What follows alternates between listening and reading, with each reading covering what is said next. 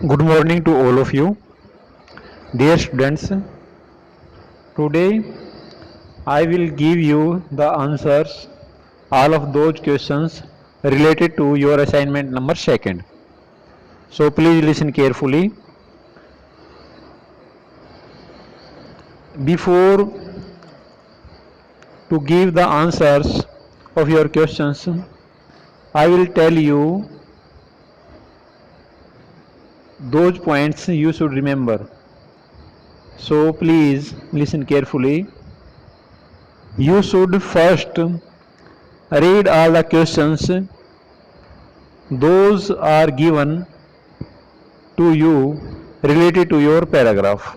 तो प्यारे बच्चों, सबसे पहले आपने क्या करना है, उन क्वेश्चनों को पढ़ना है जो आपके पैराग्राफ से संबंधित दिए गए हैं।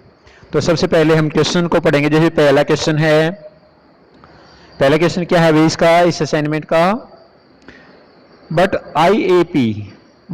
IAP is scarier than you could imagine. यानी जो आईएपी है ना, वो ज्यादा डराने वाला है, ज्यादा खौफनाक है। स्केरियर क्या होता है? डराने वाला, खौफनाक। देन यू कुड इमेजिन, यानी जो आप कल्पना कर रहे हो उससे भी ज्यादा है भाई। जो आईएपी है ये ज्यादा भयभीत करने वाला है, ज्यादा खौफनाक है। देन यू कुड इमेजिन, यानी आप जिस चीज की आप कल्पना कर रहे हो उससे ज्यादा डराने वाला कौन है? आईएपी। आईएपी क्या होता है भाई? Indoor air pollution. Indoor air pollution जो है, यानी जो अंदर है, जो घर के अंदर जो इंडोर एयर पोल्यूशन होता है, यानी घर के अंदर जो पोल्यूशन होता है उससे हमें ज्यादा खतरा होता है। बाहर के पोल्यूशन से हमें घर के अंदर का जो पोल्यूशन है उससे ज्यादा खतरा होता है। What do you think the author find IAP scarier? तो व्हाट डू यू थिंक, आप क्या सोचते हो? The author finds IAP scarier, यानी ऑथर है ना क्यों समझता है भाई जो आईएपी है वो ज्यादा खौफनाक है? जो ऑथर है, जो लेखक, वो ऐसा क्यों समझता है? तो अब ये पहरा पढ़ेंगे और इसका जहां आंसर मिलेगा हम उस आंसर पे भी निशान लगाएंगे। पहले पहरा पढ़ते हैं। You are in a busy public area. You are in a busy public area, आप कैसे एरिया में हो? जो बहुत ही बिजी है, यानी पब्लिक एरिया में हो और वो बड़ा ही बिजी है, बड़ा ही व्यस्त है। कफिंग, और आप खांस रहे हो, और ब्रेथिंग, सांस ले रहे हो। इन पोल्यूटेड एयर, और जो हवा है वहां पर वो कैसी है भाई? दूषित है भाई। दूषित हवा में आप सांस ले रहे हो, खांस रहे हो, और वो कैसा एरिया है भाई? बिजी पब्लिक एरिया, वहां पर बहुत सारे आदमी काम करते हैं। Driving home in peak traffic, और आप ऐसे ट्रैफिक में आप ड्राइविंग कर रहे हो जहां पर बहुत ही ज्यादा ट्रैफिक है। पीक ट्रैफिक का मतलब होता है बहुत ही ज्यादा ट्रैफिक, मतलब होता है यानी यातायात का चलना। तो ऐसी जगह आप ड्राइविंग कर रहे हो।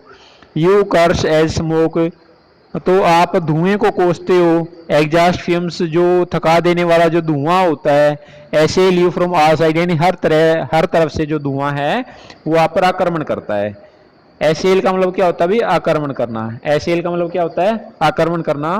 तो इसमें एक जो 7.2 एक्सरसाइज है, तो वहां से पहला क्वेश्चन बनता है, which word in a paragraph 1, यानी पैराग्राफ 1 में कौन सा शब्द ऑफ द पैसेज, यानी पैसेज के पैराग्राफ 1 में ऐसा कौन सा शब्द है मीन्स द सेम है, जिसका समान अर्थ निकलता हो? स्ट्राइक और अटैक, यानी स्ट्राइक का मतलब प्रहार करना या अटैक का मतलब हमला करना। इसके समान मीनिंग जो है वो किस वर्ड का निकलता है? तो हम यहाँ पर कहेंगे असेल। असेल का मतलब होता है, एसेल का मतलब होता है आक्रमण करना। ठीक है, एसेल का मतलब क्या होता है? आक्रमण करना, टूट पड़ना है भाई, प्रहार करना, ये सेल का मीनिंग होता है। तो आपको इसका मीनिंग भी पता चल गया होगा। यानी 7.2 का जो ए क्वेश्चन आपसे पूछा गया था, अभी इस स्ट्राइक और अटैक का क्या मीनिंग है, तो उसका मीनिंग क्या होगा? एसेल। तो ये आपने भी नोट डाउन कर लेना है। तो यू फ्रॉम ऑल साइड, यानी सभी तरफ से जो स्मोक है वो आप पर क्या कर रहा है भाई? आक्रमण कर रहा है, धावा बोल रहा है। But when you reach home, लेकिन जब तुम घर पहुंचते हो ना, यू शट द विंडोज, आप खिड़कियों को बंद कर लेते हो। स्विच ऑन द फैन, भी फैन को चालू कर लेते हो, पंखे को चालू कर लेते हो। एंड रिलैक्स, और राहत महसूस करते हो। Breathing A sigh of relief, आप चैन की सांस लेते हो। फीलिंग सेफ फाइनली, और आखिरकार आप अपने आप को क्या मानते हो भी? मैं सुरक्षित हो गया। आप अपने आप को क्या समझते हो? मैं सुरक्षित हो गया। बट आर यू, क्या लेकिन क्या तुम सुरक्षित हो? बट आर यू, लेकिन क्या तुम सुरक्षित हो? एक्चुअली नोट, यानी वास्तव में आप सुरक्षित नहीं हो। राइट हेयर टू, यानी यहां भी एलर्जेंस, यानी असंख्य जिनकी गिनती नहीं की जा सकती। एलर्जेंस का मतलब होता है एलर्जी फैलाने वाले। एंड पोल्यूटेंट्स का मतलब होता है दूषित, यानी जो प्रदूषक हैं, जो प्रदूषण फैलाने वाले हैं, आर पॉसिबली एसेलिंग यू, वे यहाँ पर भी आप पर आक्रमण कर रहे हैं, यानी यहाँ पर भी आपके ऊपर हमला बोल रहे हैं। एसेलिंग का मतलब हमला बोलना, आक्रमण करना, यानी आपके घर के अंदर भी यहाँ पर हमला बोल रहे हैं। You are being subjected to indoor air pollution, और अब आप किसके अधीन हो गए हो? सब्जेक्टेड का मतलब होता है अधीन होना, किस चीज के अधीन हो गए हो? इंडोर एयर पोल्यूशन के। अब आप किसके अधीन हो गए हो? इंडोर एयर पोल्यूशन के आप अधीन हो गए हो। few people know this, यानी बहुत ही कम लोग ऐसा जानते हैं। few people know this because most studies, क्योंकि ज़्यादातर जो आप पढ़ते हैं, मीडिया अटेंशन भी, मीडिया का ध्यान होता है, ठीक है, एंड पब्लिक कैंपेन, और लोगों ने जो अभियान चलाए हुए हैं, have focused on outdoor pollution, वे सिर्फ आपका ध्यान किस तरफ आकर्षित करते हैं? आउटडोर पोल्यूशन की तरफ आपका ध्यान आकर्षित करते हैं। बट आईएपी इज ए स्केरियर, लेकिन जो आईएपी क्या होता है अभी आपको बताया था, इंडोर एयर पोल्यूशन, लेकिन जो इंडोर एयर पोल्यूशन है ना, इससे आपको ज्यादा खतरा है। अब आपका क्वेश्चन नंबर 1 पूछा गया था भाई, but IAP is scarier than you, लेकिन आईएपी जो है वो ज्यादा डराने वाला है, ज्यादा खौफनाक है। यू कुड इमेजिन, यानी जिस चीज की आप कल्पना कर सकते हो, तो उससे भी ज्यादा डराने वाला आईएपी है। Why do you think the author finds IAP scarier, भाई लेखक क्यों पाता है कि आईएपी क्या है, वो ज्यादा स्केरियर है, ज्यादा डराने वाला है, यानी लेखक ऐसा क्यों पाता है? तो अब यहां से इसका आंसर हम शुरू करेंगे, कहां से? आईएपी से। आईएपी से ये यहाँ इसका आंसर शुरू हो जाएगा। कौन सा आंसर शुरू हो जाएगा? यानी जो ए है, जो ए है, तो एक आंसर यहां से शुरू होगा। आईएपी इज ए स्केरियर, यानी आईएपी जो है ज्यादा खौफनाक है, देन यू कुड इमेजिन, यानी जिसकी आप कल्पना, जो आप कल्पना करते हो उससे भी ज्यादा डराने वाला आईएपी है। आईएपी का मतलब है क्या होता है? Indoor air pollution.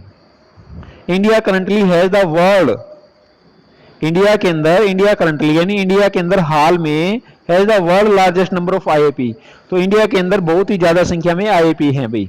Related health problems, यानी स्वास्थ्य से संबंधित जो समस्याएं हैं, 75% of its rural house hold, यानी जो भी ग्रामीण इलाके हैं, वहाँ पर जो घर हैं, वहाँ पर 75% जो आदमी हैं, बर्निंग वुड, यानी वे क्या जलाते हैं? वे लकड़ी जलाते हैं भाई, डंग केक से, या भाई जो कहते हैं भाई जो गोबर के जो उपले होते हैं उनको वे जलाते हैं, डंग केक से, यानी गोबर के जो उपले बनते हैं। एंड क्रॉप रेजिड्यूस, या फसलों के जो अवशेष बच जाते हैं वे उनको भी जला देते हैं। द ट्रेडिशनल बायोमास फ्यूल्स, और ये क्या है? उनका परंपरागत जैविक ईंधन है। ये उनका क्या है? परंपरागत ट्रेडिशनल बायोमास फ्यूल्स, ये उनका क्या है? परंपरागत जैविक ईंधन है। ये उनका क्या है? परंपरागत जैविक ईंधन। Also an estimated 5 lakh women, तो लगभग हम कह सकते हैं 5 लाख जो औरतें हैं, चिल्ड्रन जो बच्चे हैं, डाई इन इंडिया, वे भारत में मर जाते हैं, ईच ईयर, प्रत्येक वर्ष, due to IAP related causes, यानी आईएपी के कारण भी इंडोर जो घर के अंदर जो समस्या है, इंडोर एयर पोल्यूशन के कारण तकरीबन 5 लाख औरतों और बच्चों की जान इससे चली जाती है। 25% ऑफ एस्टिमेटेड आईएपी, यानी 25% के लगभग रिलेटेड डेथ्स वर्ल्ड वाइड, पूरे विश्व में 25% के लगभग जो डेथ हैं वे किससे होती है? आईएपी से होती है। According to a World Bank report, यानी वर्ल्ड बैंक रिपोर्ट के अनुसार कि पूरे वर्ल्ड में 25% जो डेथ होती हैं वे आईएपी के कारण होती हैं। आईएपी का मतलब आपको बता दिया गया है, इंडोर एयर पोल्यूशन के कारण। तो ये जो ए पार्ट है, ए पार्ट का आंसर यहाँ पर कंप्लीट हो जाएगा। कहाँ से शुरू हुआ था? आईएपी से शुरू हुआ था। ये आपका ए पार्ट का क्या है? आंसर है। तो आप इसको भाई मार्क कर लेंगे, ठीक है, और इसके आंसर को आप अपनी कॉपीज वगैरह में लिख लेंगे। Studies by JN. पांडे। अब जे.एन. पांडे जो हैं अध्ययन करते हैं, प्रोफेसर ऑफ मेडिसिन, ये मेडिसिन के प्राध्यापक हैं All India Institute of Medical Science, All India Institute of Medical Science में ये क्या हैं? प्रोफेसर हैं, और मेडिसिन में प्रोफेसर हैं ये, नई दिल्ली के अंदर। Show how unhealthy cooking methods, यानी शो, और ये दर्शाते हैं हाउ अनहेल्दी कुकिंग मेथड्स, यानी चीज़ों को सही तरीके से न पकाने से, and use of biomass fuels, और बायोमास ईंधन का यानी जैविक ईंधन का प्रयोग करने से not only contribute to the respiratory tract infection, न केवल श्वसन संबंधी बीमारियां होती हैं, including chronic bronchitis in women, यानी औरतों में श्वसन संबंधी बीमारियां भी हो जाती हैं। क्रोनिक होता है प्राचीन, ब्रोंचिटिस का मतलब होता है श्वसन संबंधी, यानी सांस लेने संबंधी बीमारियां जो है औरतों में हो जाती हैं। But also puts children below 5 at, लेकिन जो बच्चे 5 साल से नीचे के हैं उनको भी उनका जीवन भी गंभीर खतरे में होता है। तो ग्रेव का मतलब क्या होता है? खतरा, यानी ग्रेव का मतलब सीरियस, जिसको कहते हैं ग्रेव का मतलब गंभीर या सीरियस जिसको बोलते हैं। आपसे 7.2 में जो बी क्वेश्चन है वो ये पूछा गया था, फाइंड ए वर्ड, एक शब्द ढूंढना है इन पैराग्राफ 4, यानी पैराग्राफ 4 में आपने एक शब्द ढूंढना था ऑफ द पैसेज, यानी पैसेज के पैराग्राफ 4 में, that is सिनोनियम of the serious, जो सीरियस का क्या हो? सिनोनियम यानी समानार्थी हो। तो सीरियस का समानार्थी क्या होगा? तो पैसेज नंबर 4 में तो आपको बता देना ग्रेव, ग्रेव मीन्स गंभीर या सीरियस, तो ये इसका आंसर हो जाएगा। ठीक है, ये कौन सी आंसर हो जाएगा? बी पार्ट का। जो 7.2 है, 7.2 के बी पार्ट का ये क्या हो जाएगा? यहाँ पर आंसर हो जाएगा ग्रेव। तो ग्रेव का आपने क्या करना है? ध्यान करना है। ठीक है भाई। तो as he notes even poor ventilation contributes, यानी जो पुअर वेंटिलेशन है तो वो भी इसमें महान योगदान देता है। यानी पुअर वेंटिलेशन का मतलब होता है, इसका poor ventilation leads to a buildup of carbon dioxide, यानी पुअर वेंटिलेशन की समस्या होगी तो कार्बन डाइऑक्साइड बढ़ेगी। Poor ventilation leads to a buildup of carbon dioxide, ये आपका क्वेश्चन पूछा गया है। ठीक है, क्वेश्चन नंबर बी है 7.1 में। इवन पुअर वेंटिलेशन कॉन्ट्रीब्यूट्स, यानी पुअर वेंटिलेशन भी अपना योगदान देता है। What does poor ventilation contribute to, यानी पुअर वेंटिलेशन जो है वो किस चीज में अपना योगदान देता है, तो ये आपको पता होना चाहिए। तो पुअर वेंटिलेशन का मतलब होता है भाई lake of oxygen and increase of carbon dioxide, यानी ऑक्सीजन की तो कमी हो जाती है और कार्बन डाइऑक्साइड जो है वो बढ़ जाती है। ठीक है, lake of oxygen and increase the carbon dioxide, यानी कार्बन डाइऑक्साइड का बढ़ जाना। ठीक है, तो ये इसको क्या कहते हैं? पुअर वेंटिलेशन कंट्रीब्यूट करता है इसमें। तो poor ventilation leads to a build up of carbon dioxide, यानी पुअर वेंटिलेशन की वजह से कार्बन डाइऑक्साइड जो है इनसाइड द हाउस, घर के अंदर बढ़ती है। As the level of oxygen slowly gets depleted, और ऑक्सीजन का जो लेवल है वो धीरे धीरे क्या होता जाता है? कम होता जाता है। डेप्लीशन ऑफ ऑक्सीजन, ऑक्सीजन का ह्रास होने से, and build up of carbon dioxide, और कार्बन डाइऑक्साइड के बढ़ जाने से may result in shortness of breath, भी सांस लेने में दिक्कत आ जाती है। फैटिक, थकान होने लग जाती है। एंड सीवियर हेडेक्स, और बहुत ज़्यादा सिर में दर्द रहने लग जाता है। तो ये समस्या किसकी वजह से होती है? पुअर वेंटिलेशन की वजह से। तो ये जो क्वेश्चन है ये आपको अच्छी तरह से समझ में आ जाना चाहिए। इसमें क्या बताया गया है? क्वेश्चन 7.1 का जो क्वेश्चन नंबर बी है, 7.1 का क्वेश्चन नंबर बी, तो ये जो दिया गया है पुअर वेंटिलेशन जो है वो किस चीज़ में कंट्रीब्यूट करता है? तो poor ventilation contributes to decrease the oxygen, भाई ऑक्सीजन को कम कर देता है, and increase the carbon dioxide, और कार्बन डाइऑक्साइड का लेवल जो इसमें बढ़ जाता है। तो पुअर वेंटिलेशन से क्या होता है? भाई जो रेस्पिरेटरी सिस्टम है, जो हमारी श्वसन संबंधी जो प्रॉब्लम है वो हमारी इसमें बढ़ जाती है। तो आप इससे का क्या अर्थ निकालेंगे, क्या इसका आंसर लिखेंगे? तो poor ventilation contributes to decrease the oxygen in the atmosphere, यानी एटमॉस्फेयर में क्या होता है? ऑक्सीजन की मात्रा जो है वो घट जाती है। And increase the carbon dioxide in the environment, और वातावरण में कार्बन डाइऑक्साइड की जो मात्रा है वो बढ़ जाती है। तो ये आप आंसर किसका लिखेंगे? 7.1 में, 7.1 में जो आपका बी पार्ट है, 7.1 के अंदर जो बी पार्ट है, तो बी पार्ट का आंसर आप क्या लिखेंगे? भाई increase the carbon dioxide and decrease the oxygen in the environment, यानी वातावरण में क्या बढ़ जाती है भाई? ऑक्सीजन तो कम हो जाती है और कार्बन डाइऑक्साइड का लेवल इससे बढ़ जाता है। ब्रॉडली इन अर्बन इंडिया, यानी जो अर्बन इंडिया है, अर्बन इंडिया का क्या मतलब होता है भाई? शहर वगैरह, जो आदमी शहरों में रहते हैं। ब्रॉडली मतलब विस्तृत, विस्तृत यानी विस्तार पूर्वक। इन अर्बन इंडिया, यानी जो लोग शहरों में रहते हैं। The main IAP contribution, IAP का मतलब आपको काफ़ी बार बता चुके हैं भाई। आईएपी का मतलब होता है इंडोर एयर पोल्यूशन। तो जो आदमी शहरों में रहते हैं तो IAP contributes are aerobiologicals and irritants. Aerobiological का मीनिंग होता है भी, एरोबायोलॉजिकल मीनिंग होता है पर्यावरण की जैविक महत्ताओं की सजीव और निर्जीव वस्तुएं, यानी जो पर्यावरण में सजीव जी, यानी जो पर्यावरण में जो जीवित चीज़ें हैं या जो निर्जीव चीज़ें हैं वे अपना क्या योगदान देती हैं और उनके कारण भाई क्या नुकसान होता है। यानी जो निर्जीव चीज़ें हैं भाई जो वातावरण में खुली छोड़ दी जाती हैं उनसे क्या हानि होती है। और इरिटेंट्स का मतलब होता है, इरिटेंट्स का मतलब है भाई जलन, यानी कई बार ऐसी चीज़ें होती है भाई जिनको हम खुला छोड़ देते हैं और उनकी वजह से हमारे को जलन महसूस होती है। इरिटेंट्स का मतलब क्या कहेंगे? भाई इरिटेंट्स का मतलब होता है जलन, यानी जलने लग जाती है कोई चीज़ में भाई, हमारे को हमारे बॉडी पर ऐसा हमें महसूस होता है। एरोबायोलॉजिकल्स आर डस्ट माइट्स। एरोबायोलॉजिकल्स होते क्या हैं? ये डस्ट माइट्स होते हैं भाई, धूल से उत्पन्न होने वाली जो चीज़ें होती हैं। डस्ट माइट्स का मतलब होता है धूल के जो कण होते हैं। एरोबायोलॉजिकल में क्या शामिल है? जैसे धूल के कण हैं, कॉकरोच हैं, पोलन यानी जो पराग कण होते हैं, या फुंगी जो होती हैं, जो कवक वगैरह होते हैं।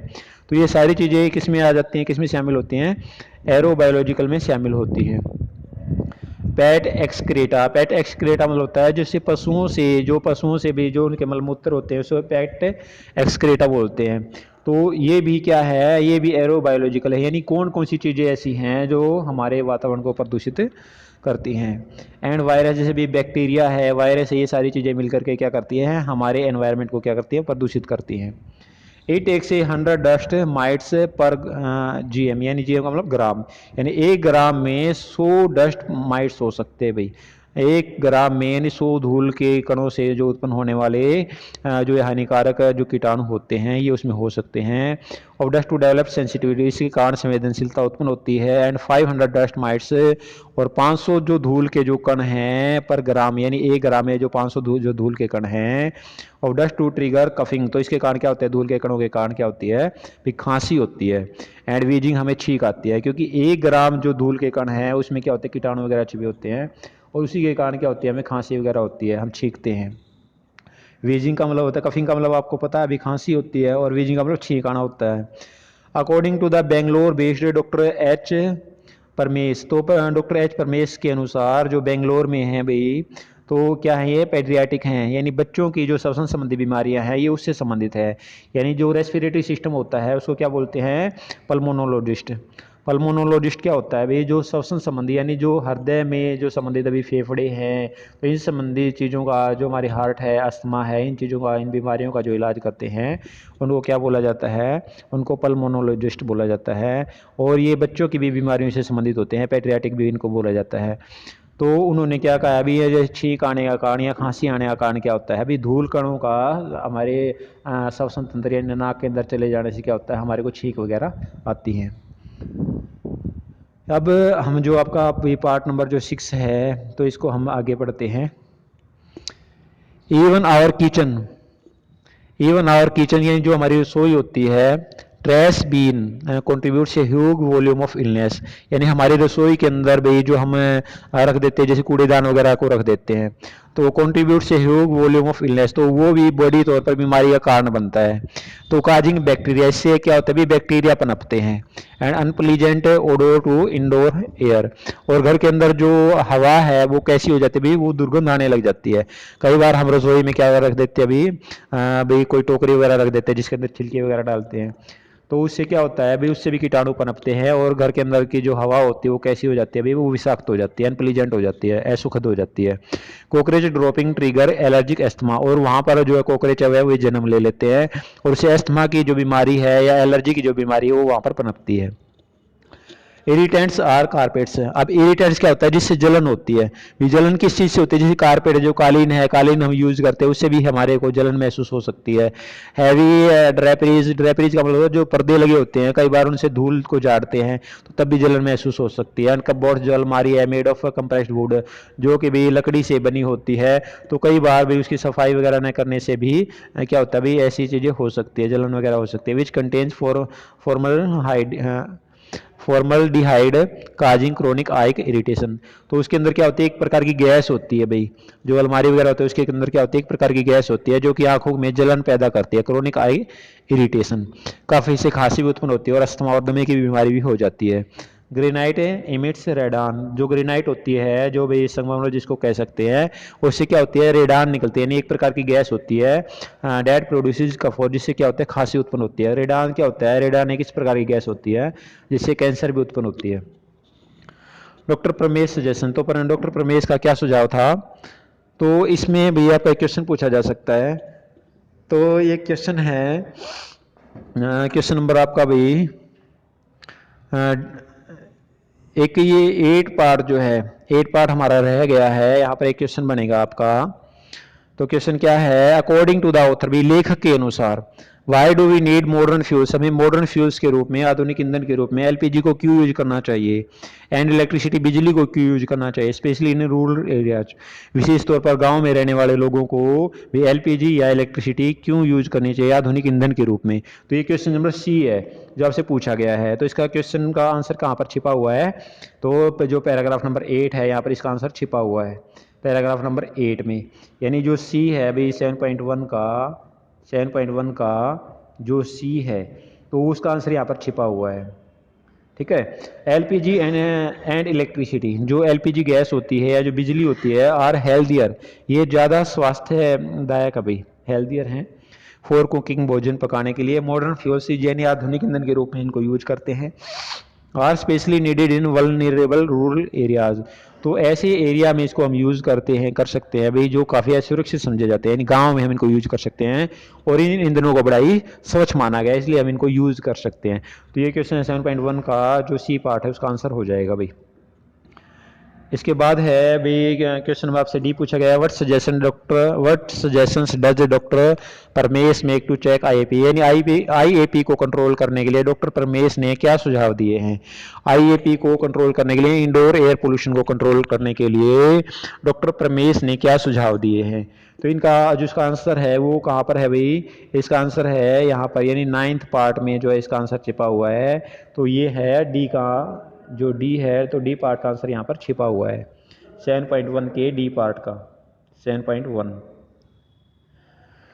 Doctor Paramesh suggestion, doctor Paramesh के क्या सुझाव हैं, allow plenty of sunlight into the home, यानी घर में पर्याप्त मात्रा में प्रकाश आने देना चाहिए, इट किल्स जर्म्स, ये जर्म्स के यानी जो कीटाणु वगैरह होते हैं उनको ये मार देता है, प्रिवेंट्स फंगी, फंगी को पनपने से रोकता है, मोड्स यानी जो भी जीवाणु वगैरह हैं जो कवक हैं उनको भी फैलने से रोकता है, एंड परमिट्स क्रॉस वेंटिलेशन, और आपने क्या करना है अभी, हवा को अपने घर में गुजरने देना है, परमिट्स यानी हवा जो है, हवा का आपके घर में भी आने जाने का भी विशेष प्रबंध होना चाहिए। परमिट्स क्रॉस वेंटिलेशन का मतलब है आपके घर में रोशनदान वगैरह होने चाहिए, हवा का आने जाने का स्थान होना चाहिए। अभी सन मैट्रेस यानी धूप में अपने गद्दों को सुखाना चाहिए, पिलोज तकियों को भी, कारपेट से रेगुलरली, यानी जो कालीन है, जो तकिए हैं, जो मैट्रेस है, इन सभी को रोजाना अपन धूप में सुखाना चाहिए।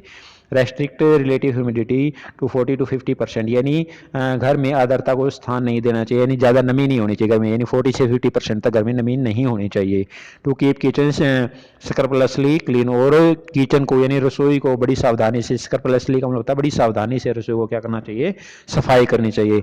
तो आपसे यहाँ भी एक क्वेश्चन पूछा गया है भाई, आपसे क्या क्वेश्चन पूछा गया है, आपसे क्वेश्चन पूछा गया है, एक वर्ड है भाई, a word in the passage that means the opposite of the secure, यानी जो सिक्योर का अपोजिट हो या प्रोटेक्टेड का अपोजिट हो, तो उसका मीनिंग क्या निकालेंगे आप, तो उसका मीनिंग हो जाएगा भाई सिक्योर या प्रोटेक्टेड का अपोजिट क्या हो जाएगा भाई, सिक्योर का मतलब क्या होता है, सुरक्षित, सिक्योर का मतलब क्या होता है, सिक्योर का मतलब होता है सुरक्षित, और प्रोटेक्टेड का मतलब क्या होता है, प्रोटेक्टेड का मतलब भी क्या होता है, सुरक्षित होता है। सिक्योर का मतलब भी सुरक्षित है और प्रोटेक्टेड का मतलब भी सुरक्षित है, तो इसका अपोजिट ढूंढना है। अनप्लीजेंट का मतलब तो असुखद होता है, क्रोनिक होता है जो प्राचीन है, रिलेटिव का मतलब होता है जो संबंधित है, और वल्नरेबल का मतलब होता है असुरक्षित। तो इसका असुरक्षित आंसर हो जाएगा भाई, सिक्योर और प्रोटेक्टेड का अपोजिट क्या हो जाएगा, वल्नरेबल, तो ये इसका अपोजिट हो जाएगा। तो ये अब इसका आंसर हो जाएगा, अभी आंसर क्या हो जाएगा इसका, यानी जो पार्ट नंबर 3 है वो इसका आंसर हो जाएगा।